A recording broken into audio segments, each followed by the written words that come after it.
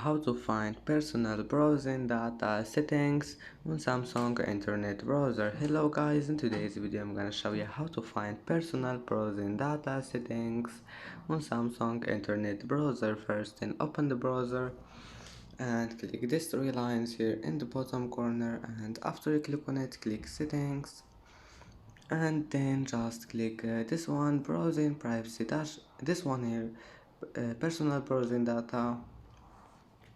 And as you see here, you will find personal browsing data settings. You can delete your browsing data or anything you want and go back, it will be saved. And that's it for today's video.